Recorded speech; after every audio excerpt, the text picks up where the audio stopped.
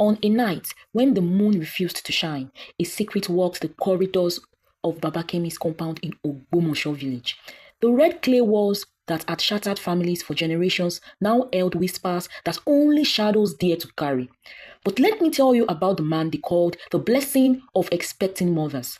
30 years ago, Baba Kemi's name was spoken with reverence in every corner of the village. When a woman's belly began to swell with new life, there was only one place she dreamed of calling home.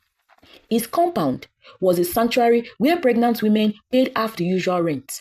Baba Kemi himself would appear at their doorstep with healing herbs and warm smiles, personally ensuring each expectant mother had the softest mat, the cleanest water, the most nourishing food. Mama, you are carrying the future, he would say, blessing each growing belly with gentle hands. The women would weep with gratitude, telling their sisters about the kind landlord who treated unborn children like precious jewels. Other landlords watched with envy as mothers traveled from distant villages begging for one room within Baba Kemi's walls. He would welcome them with open arms, his eyes lighting up with what seems like genuinely joy at every new arrival. What they saw was a man who loved children before they were even born. What they couldn't see was how his lips moved silently as he counted 1, 2, 3, tracking each precious life growing within his walls. The ancient baobab tree in his courtyard provided shade where mothers would gather to share stories of his kindness, though some mothers swore its hollow trunk groaned at night like something hungry. Waiting, their children would point at the tree's roots and whisper, "Something lives down there," but mothers dismissed such talk as childhood imagination. One little boy once tugged his mom's wrapper, watching Baba Kemi bless another belly. "Mama, why does he count them like we count yams at market?" The women laughed, but Baba Kemi's smile flattered for just a moment. They called him their guardian angel, never knowing he was keeping a ledger written in innocent blood. 20 years ago, that same compound echoed with screams that could wake the ancestors themselves. Shalewa, Baba Kemi's beloved wife, lay dying as their first child fought to enter a world that seemed determined to reject them both. For 3 days and 3 nights, she labored while her life ebbed away. The village midwives shook their heads, whispering prayers for the dead. The herbalist burned his strongest medicine until smoke choked the air with desperate hope. She will not see another dawn, they told Baba Kemi as his wife Shalewa's heartbeat grew faint. Prepare your heart for loss, brother. The ancestors are calling her home. But love makes men do terrible things, and desperate love can make them do unspeakable things. That night, while his wife drifted between words, Baba Kemi stumbled through the forest of Igboyumole. This was the place where wise men feared to step, where ancient spirits traded in currency darker than gold. The trees themselves seemed to lean away from his footsteps as he called out to whatever would listen. "I will give anything," he sobbed into the suffocating darkness. "Anything to save her life." The answer came in as a cold wind that carried the scent of fresh graves. A shadow separated itself from the deeper darkness, taking the shape of something almost human, but wrong in ways that hurt to look at directly. "Anything is a dangerous word, desperate father," the entity whispered, a voice like grinding bones. "But I am listening." The bargain seemed simple enough. His wife would live. His business would prosper beyond his wildest dream. Wealth would flow to him like rivers to the sea. All it asked in return was a small tribute from the compound he would build. "Every 7th child born within your walls belongs to us. It's what's wrapping around his truth. They will simply disappear on their naming day. Their parents will grieve, but they will never know why, and you will comfort them, beloved landlord." Baba Kemi's hands trembled as he spoke, the words that would damn him. "I accept." The shadow smiled with teeth like broken stars. By morning, Shalewa was sitting up, nursing their elder baby daughter. By the end of the year, gold flowed into Baba Kemi's hand like honey from the comb. But what he didn't know was his real wife had died screaming his name. The woman nursing his child was something else entirely. For 26 years, Baba Kemi became an artist whose canvas was painted with innocent blood and grieving tears. He perfected every brushstroke of deception until even he almost believed his own performance. Watch how a monster learns to hunt in plain sight. Every 7th baby, he counted them like a merchant counts coins. The first one, second, third arrivals. He would celebrate genuinely, knowing they were safe. But when that seventh precious life stayed in his mother's womb, his count would shift into something darker. 7 days after birth, on the night of the naming ceremony, they would simply vanish, not stolen, simply gone. As if they had been made of morning mist, empty cradle, broken hearts, mothers would search every corner of the earth for the child who no longer walked this world. And there would be Baba Kemi, tears streaming down his face as he organized search parties. His voice would crack with perfect anguish as he called out names that would never answer. He would hold weeping mothers while their tears soaked his shirt, whispering comfort while knowing he was the very monster they feared. We will find your child, he would promise, his hands gentle on their shaking shoulders. I swear by my ancestors, we will bring them home. Lies delivered with such conviction that even village elders believed every word. 12 babies over 26 years, 12 naming ceremonies that became funerals for children who had simply evaporated. The community praised his dedication to the missing, never suspecting that their beloved landlord knew exactly where each child had gone.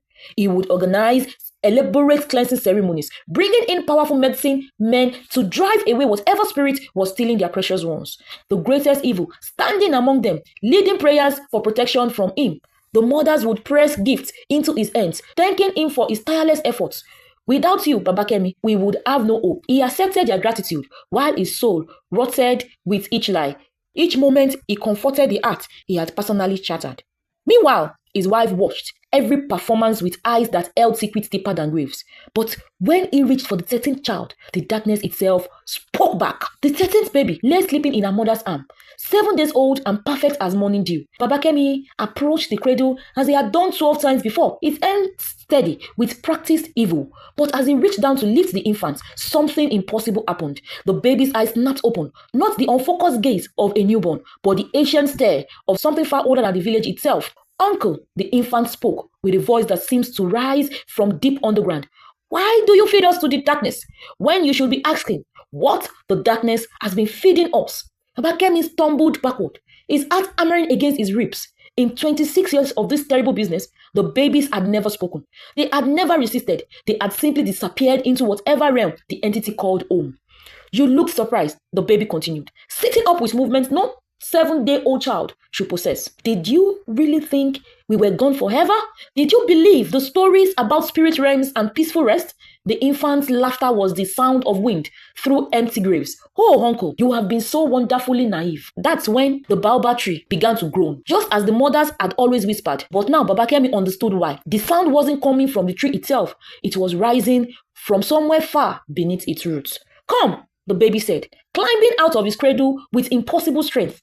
Let me show you where your precious sacrifices have been growing. If this revelation wowed you, please like, share, and subscribe to Vivian Tales Forge. Against every instinct screaming in his head, Baba Kemi followed. The infant led him to the base of the ancient baobab, where the massive roots had twisted into formations that looked almost like doorways. With a gesture from the baby, the earth began to split open, revealing stairs carved from living rock, descending into absolute darkness. After you, uncle, family should visit family, don't you think? The descent felt endless. The walls were lined with symbols that ought to look at directly, and the deeper they went, the warmer the air became. Not the pleasant warmth of sunlight, but the feared heat of something breathing. Then he heard them. Voices. 12 voices. Though they sounded nothing like the babies he remembered, these voices carried the weight of years, of growth, of something fundamentally wrong. The tunnel opened into a vast underground chamber, and Baba Kemi's mind nearly shattered at what he saw. 12 figures stood waiting for him, no longer infants, but not quite human either. They had grown in the darkness, fed on something that had twisted their very essence into shapes that shouldn't exist. Hello, Papa, they all said in unison, their voices harmonizing in ways that made his bone ache. We've been waiting so long to thank you properly. The wall around him pulsed like living flesh, covered in networks of roots that stretched in every direction. This wasn't just a chamber. It was the art of something vast, something that had been growing beneath the compound for decades. Welcome to your legacy. The 13th child whispered from beside him, welcome to what you built. The real nightmare was still sleeping in his bed at home. Look, Papa. Look closer, Papa. The 13th child commanded, and suddenly, Baba Kemi could see what he had missed before.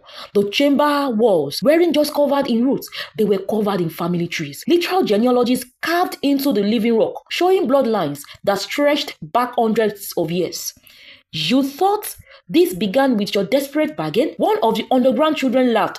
Her face a twisted mirror of innocence lost. But we have been guiding your bloodline since your great-great-grandfather first set foot in this village. The truth hit him like a physical blow. Every family that had ever lived in his compound, every pregnant woman who had sought his protection, every child born within these walls, none of it had been coincidence. Your ancestors were shamans, powerful ones who could see between worlds, speak with spirits, touch the realm beyond death. We needed that gift. The 13th child traced patterns in the air, and images began forming in the darkness like smoke made solid. So, we guided their children to marry specific bloodlines. We whispered suggestions into their dreams about which village to visit, which families to trust. Generation after generation, we breed you all like cattle, strengthening the shamanic gift in your children's veins. Baba Kemi watched in horror as the images showed his grandfather meeting his grandmother at a festival that the entities had orchestrated. His father choosing his mother after dreams planted by supernatural whispers. His own arranged marriage to his wife, Shalewa, whose bloodline carried gifts she never knew she possessed. Every 7th child uncle, because 7 is the number that opens doors between worlds. We didn't take them to some distant realm. We brought them here to grow into bridges, living doorways that could tear holes in reality itself. The 12 grown children began to change before his eyes, their forms shifting between humans and something else entirely. Through their transformed bodies, he could see glimpses of other places, other worlds where darkness reigns supreme. Soon, we will be strong enough to tear the barriers permanently. Your compound will become the gateway through which our masters pour into your world like flood water. Every village, every city, every nation will know the touch of eternal darkness. The 13th child smiled with teeth that seemed to contain entire galaxies, and it's all thanks to your beautiful, desperate love. What he didn't know was that love itself had been the lie all along. When Baba Kemi returned from the underground chamber, dawn was breaking over his compound. The familiar sight of his home should have brought comfort, but now everything felt wrong.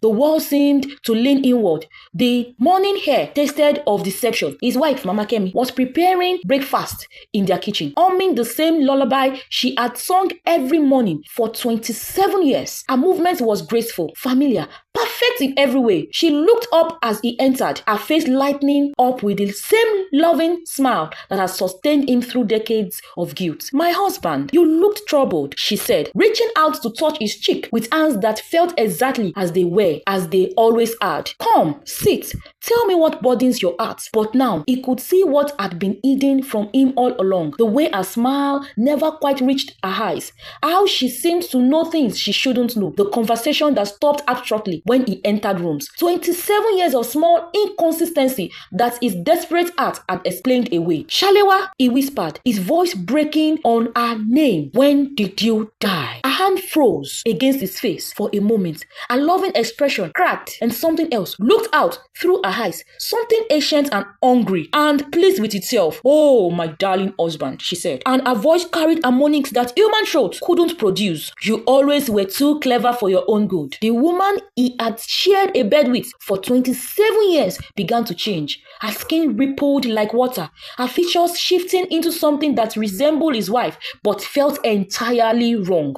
The loving smile became a predator's grin. "Your real life died giving birth to your daughter, just as we planned. But you were so grateful when I appeared in her place, wearing her memories, speaking with her voice, loving you with her heart. You never questioned the miracle." Baba Kemi's knees buckled. Every kiss, every tender word, every moment of intimacy had been a performance. This thing had studied his wife's corpse, learned her mannerism, stolen her very essence to create the perfect deception. "And your daughter?" he managed to ask, though he knew exactly the answer would destroy him. The creature that wore his wife's face laughed, a sound that glass breaking in distant rooms. Oh, she's very much alive. In fact, she's been helping us choose which babies to take. Who better to identify the special bond lines than someone who shares them? She's become quite talented at her work. His real daughter, raised in darkness, corrupted beyond recognition, has been orchestrating the very disappearance he thought he was controlling. 27 years of loving an illusion, while his real family rotted in the depths below. Faced with this ultimate deception, Baba Kemi made a choice that would brand him a monster. Understanding the full scope of the deception changed everything. The compound wasn't just his home, it was a carefully constructed prison where every resident was a potential victim, every pregnancy a countdown to catastrophe. Baba Kemi knew he couldn't fight the entities directly. They were too powerful, too deeply rooted in the spiritual fabric of the place, but he could deny them what they needed most: fresh innocence to corrupt. So he became the monster they needed him to be. No pregnant women. He would scream at expectant mother who came seeking shelter, his voice cracking with manufactured rage. Find somewhere else to birth your sperm. He watched their faces crumble with hurt and confusion. These were women who had heard stories of his past kindness, who had traveled great distances hoping for his blessing. Instead, they found a man who seemed to hate the very sight of swollen bellies and hopeful eyes. "You are cursed," he would shout, making the sign of evil at bewildered families. "Your children will bring nothing but sorrow. Take your darkness elsewhere." Behind closed doors, he wept for every harsh word. Each cruel rejection felt like swallowing broken glass, but every turned away family was another life saved from the hunger waiting below. His reputation transformed from beloved landlord to village pariah. Children would run when they saw him coming. Mothers would clutch their babies tighter and whisper warnings about the compound where loved had died. The creature pretending to be his wife would mock him daily. "They hate you, beloved. All those years building trust, and look how quickly it crumbles. Was it worth it?" Baba Kemi knew the truth. Every person he drove away was another soul the entities couldn't corrupt. Every family that cursed his name was a family that would live to see their children grow up human. And time was running out. And beneath the ancient baobab tree, hell was preparing to break loose. Now you understand why Baba Kemi stands at his gate each morning, eyes scanning the horizon for the telltale signs of approaching mothers. Not because he delights in their pain, but because their pain is the only thing standing between this world and the next. Every harsh word he speaks is a prayer for forgiveness he will never receive. Every heartless rejection is an act of love so profound that it can only be expressed through cruelty. The compound's residents whisper that he has grown mad with age, but madness would be a mercy he cannot afford. Below his feet, 12 creatures that were once human baby continue to grow stronger. They feed on the spiritual energy that seeps down through roots of the baobab tree, sustained by the very life force of the compound itself. His corrupted daughter leads them in rituals that thin the barriers between worlds, preparing for the day when they will emerge to complete their terrible purpose. The portal beneath the ancient tree pulsates with overworldly light, nearly ready to tear open permanently. One more spiritual gifted child is all they need. Just one more innocent soul to serve as the final key. So Baba Kemi performed his daily theater of hatred, playing the villain in a story where everyone believes they know who the monster is. He bears the weight of their judgment, their fear, their disgust, because someone must. The cruelest man in the village is actually its greatest protector, and one day soon, he knows he will say yes. Now, you know the haunting truth behind the compound's cruelest landlord. Would you have done what Baba Kemi did? Let the world hate you to save it.